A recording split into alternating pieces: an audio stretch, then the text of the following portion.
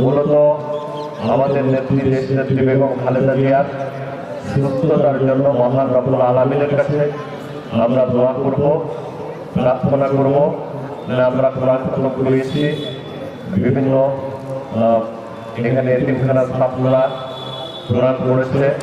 আমাদের মূলত এখানে যা কথা বলার, আমাদের এখানে সম্মানিত ইমাম পরিষদের নেতৃবৃন্দ আছেন, তারা পর্যায়ক্রমে কথা বলবে। আমি শুধু আপনাদের বলবো যে আপনারা জানেন আজকে যে নেত্রী সম্পর্কে, যে নেত্রীর জন্য আমরা দোয়া করতে এখানে এসেছি, সেই নেত্রী সম্পর্কে আপনারা জানেন। তিনি যখন 1982 সালের 24শে মার্চ স্বৈরাচারের সাথ রাষ্ট্রক্ষমতা দখল করেন, তারপরেই তিনি বিএনপিতে যোগদান করে সেই স্বৈরাচারের বিরুদ্ধে আন্দোলন শুরু করেন। দীর্ঘ 9 বছর তিনি আন্দোলন করেছেন, জেল খেটেছেন, নির্যাতিত হয়েছেন। তখন আমরা দেখছি তৎকালীন আরেক নেত্রী, আওয়ামী লীগের সভানেত্রী শেখ হাসিনা 1988 সালের চট্টগ্রাম লাল লীগের ময়দানে বলেছিলেন, যারা স্বৈরাচারের সাথে সঙ্গে নির্বাচনে যাবে তারা জাতীয় বেঈমান হবে। কিন্তু তিনি তার কথা রাখেননি। তিনি নিজেকে জাতির সামনে বেঈমানি খেতাব নিয়ে তিনি এরশাদের সাথে হাত মিলিয়ে তখন নির্বাচনে গিয়েছিলেন। কিন্তু আপসীন নেত্রী বেগম খালেদা জিয়া কারাবরণ মেনে নিয়েছেন, কিন্তু এরশাদের সাথে কোনো আপোষ করেননি। যে কারণে 90 সালের 6 ডিসেম্বর স্বৈরাচারের সাথে পতন ঘটে। 91 সালের শান্তিপূর্ণ নিরপেক্ষ তত্ত্বাবধায়ক সরকারের অধীনে নির্বাচনে এদেশের মানুষ বেগম খালেদা জিয়ার নেতৃত্বে বাংলাদেশের জাতীয়তাবাদী দলকে সেদিন জয়ী করেন এবং বেগম খালেদা জিয়ার নেতৃত্বে রাষ্ট্র পরিচালনার দায়িত্ব দেন। প্রিয় উপস্থিতি, বেগম খালেদা জিয়া রাষ্ট্র পরিচালনার দায়িত্ব পেয়ে তিনি এদেশের সমস্ত উন্নয়নমূলক কাজগুলো সূচনা করেছিলেন। এদেশের রাস্তাঘাট, স্কুল, কলেজ, মন্দির, মসজিদ সহ সমস্ত ক্ষেত্রে তিনি ব্যাপক অবদান রেখেছিলেন, উন্নয়ন করেছিলেন।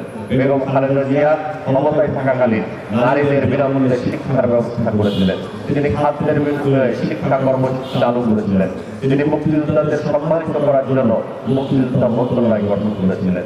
এমনইভাবে তিনি কখনো রাজপথে, কখনো সংসদে বাংলাদেশের মানুষের জন্য কাজ করেছে।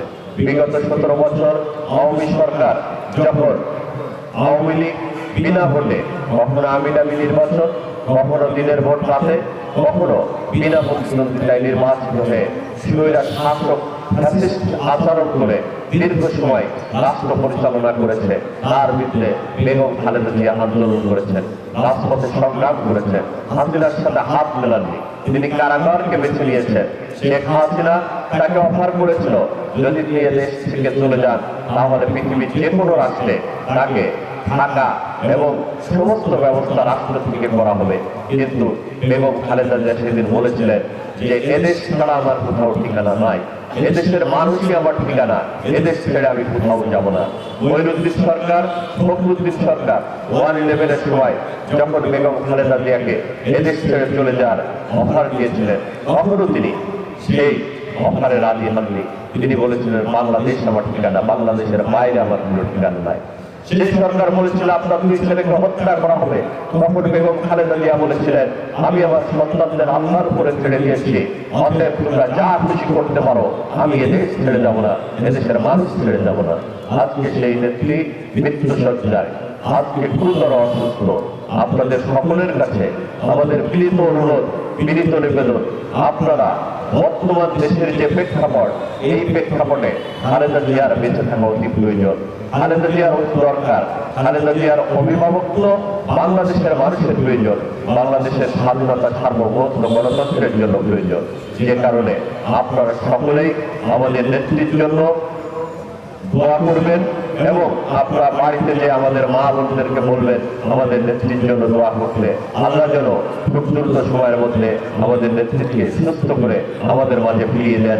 তিনি যাতে বাংলাদেশের মানুষের কাজ করতে পারেন, তার জন্য আবার যাতে বাংলাদেশের মানুষের নেতৃত্ব দিতে পারেন, তার জন্য আপনারা সকলে দোয়া করবেন। এই কামনা করে আপনারা যারা এখানে উপস্থিত হয়েছেন সকলকে এই দোয়া অনুষ্ঠানে শরীক হওয়ার আহ্বান জানিয়ে আপনাদের সকলের সুস্বাস্থ্য দীর্ঘায়ু মঙ্গল কামনা করে বেগম খালেদা জিয়ার জন্য মহান আল্লাহর কাছে প্রার্থনা করে দোয়াতে আমি আমার